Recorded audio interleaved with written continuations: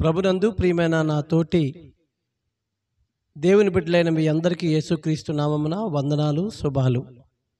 దేవుని కృప మీకు తోడైండునుగాక. మొదటి దినవృత్తాంతం గ్రంథం 5వ అధ్యాయము 2వ వచనంలో ఇలా ఉంది: యూదా తన సహోదరుల కంటే హెచ్చినవాడాయనని. ఈ మాట నాకు చాలా ఆశ్చర్యం అనిపించింది. యూదా యాకోబు కుమారులు 12 మందిలో 4వ వాడు.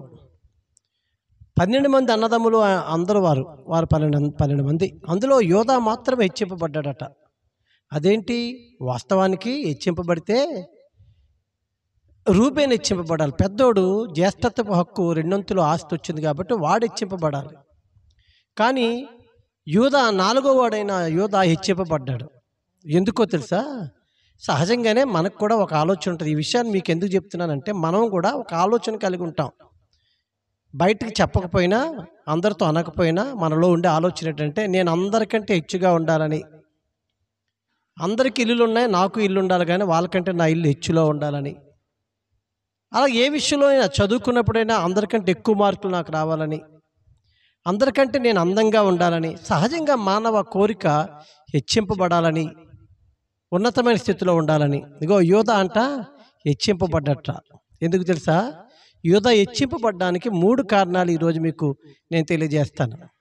మొట్టమొదటిది, యూదా అనే పదానికి స్తుతి అని అర్థం. యూదా దేవుడిచ్చిన స్థితిలో ఉంచిన స్థితిలోనే దేవుడిచ్చిన వాటిని బట్టే దేవుని స్తుతించేవాడు. సహజంగా ప్రార్థించేవారు, అడిగేవారు చాలామంది ఉన్నారు. కానీ దేవుడిచ్చిన వాటిని బట్టి, దేవుడు చేసిన మేలులు బట్టి, దేవుడు చూపిన కృపను బట్టి యేసయ్యకు స్తుతి చెల్లించేవారు చాలా అరుదుగానే ఉన్నారు, తక్కువగానే ఉన్నారు. యూదా దేవుడిచ్చిన స్థితిని బట్టి మొదటగా స్తుతించేవాడు. రెండవది, యూదాకున్న మంచి లక్షణం, సుగుణం. ఈ రోజుల్లో కరువడిపోతున్న సుగుణం ఏంటో చెప్పనా? సహోదర ప్రేమ ఉంది. అవును, యోసేపును చంపేద్దామని ఆదికాండం 37వ అధ్యాయంలో అన్నదమ్ములందరూ ఆలోచన చేస్తున్నప్పుడు యోసేపును చంపకుండా అడ్డగించింది యూదానే.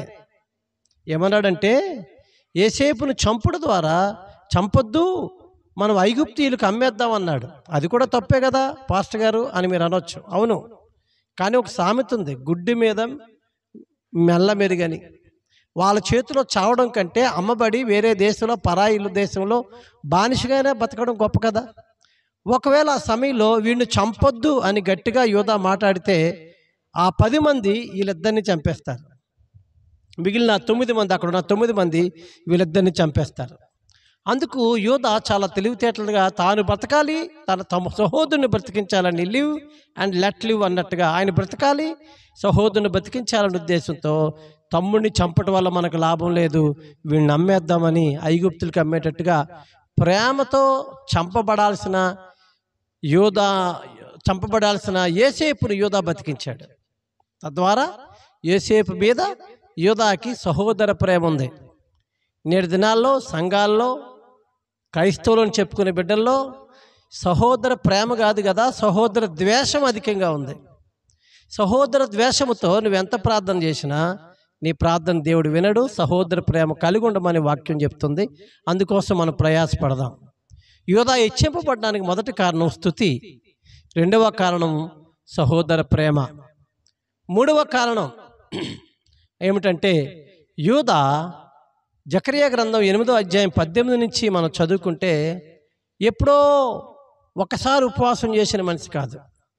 4వ నెలలో ఉపవాసం చేసేవాడట, 5వ నెలలో ఉపవాసం చేసేవాడట, 7వ నెలలో ఉపవాసం చేసేవాడట, 10వ నెలలో ఉపవాసం చేసేవాడట. తరచుగా ఉపవాసాలుండి ప్రార్థనలు చేసేవాడు. దేవుని ప్రియ బిడ్డలారా, ఎప్పుడో కొంతమంది మనం ఎప్పుడో చేసాం ఉపవాసం రక్షణ పొందిన కొత్తలో. నాకు తెలిసి ఒక పాస్టర్ గారు 50 ఏళ్ల క్రితం చేసిన ఉపవాసం ఇప్పటికీ చెప్తూనే ఉన్నాడు. అప్పుడు చేసి 50 ఏళ్ళు అయిపోయింది ఉపవాసం చేసి. అది కాదు, క్షమించండి నన్ను. మనం తరచుగా ఉపవాస ప్రార్థనలు ప్రాక్టీస్ చేద్దాం. షుగర్ ఉంది, బీపీ ఉంది, అందుని బట్టి లాంగ్ ఫాస్టింగ్ ఆపినా సరే, ఒక పూటైనా, ఒక రోజైనా మన స్థామతను బట్టి ఉపవాసం ఉండి ఒంటరిగా ప్రభు దగ్గర గడుపుదాం. తద్వారా దేవుడు మనం హెచ్చిస్తాడు. యూదా హెచ్చింపబడడానికి 3 కారణాలు ఈరోజు మీకు చెప్పాను. మొదటిది, దేవుడు ఉంచిన స్థితిని బట్టి ఇచ్చిన ఇచ్చినటువంటి పనిముట్లు బట్టి లేకపోతే కలిగి ఉన్న స్థితిని బట్టి దేవుని స్తుతించాడు. 2, యూదా సహోదర ప్రేమ కలిగి యోసేపు అన్నదమ్ముల చేతిలో చావకుండా కాపాడాడు. 3, యూదా తరచుగా సంవత్సరానికి 4 సార్లు లాంగ్ ఫాస్టింగ్లు చేసేవాడు. ఉపవాస ప్రార్థనలు కూడా మనోహరమైన పండగలుగా చేశాడట. దేవుని బిడ్డ, ఆయన బిడ్డనని చెప్పుకుంటున్నా నీకు నాకు, ఇది మీకు మాత్రమే కాదు నాకు కూడా, మన సహోదర ప్రేమ ఉందా? దేవుడిచ్చిన స్థితిని బట్టి ఆదివారం మందిరంలోకి వెళ్ళి స్తుతిస్తున్నామా? యేసయ్య వందనాలు అని చెప్పగలుగుతున్నామా? ఒకవేళ నీకు బండి ఇస్తే కారు ఇవ్వలేదని బాధపడుతున్నావు, కానీ దేవా నాకు ఇచ్చిన బండిని బట్టి నీకు వందనాలని ఇప్పుడు నేను చెప్పగలిగావా? నీకు ఒకవేళ ఫ్యాన్ ఇస్తే ఏసీ ఇవ్వలేదని బాధపడుతున్నావు, కానీ ఇచ్చిన ఫ్యాన్ బట్టి స్తోత్రాలు చెప్పగలుగుతున్నావా? ఈరోజు నీకున్న దాన్ని బట్టి ప్రభుని స్తుతిస్తే లేనిది కూడా ఇస్తాడు. వీలైతే లేనిది ఉన్నది బాగా స్తుతిస్తే లేనిది ఎలాగిస్తాడో నేను ముందుకు చెప్తాను. కాబట్టి సహకరించండి. యోధా హెచ్చబడడానికి 3 కారణాలు: 1, దేవుని స్తుతించడం; 2, సహోదర ప్రేమ; 3, తరచుగా ఉపవాస ప్రార్థనలు. ఈ 3 అలవాట్లు మనకిచ్చి దేవుడు మన సహోదరులందరిలో మనల్ని హెచ్చించునుగాక, మన ద్వారా ఆయన మహిమ పొందునుగాక. ఆమేన్.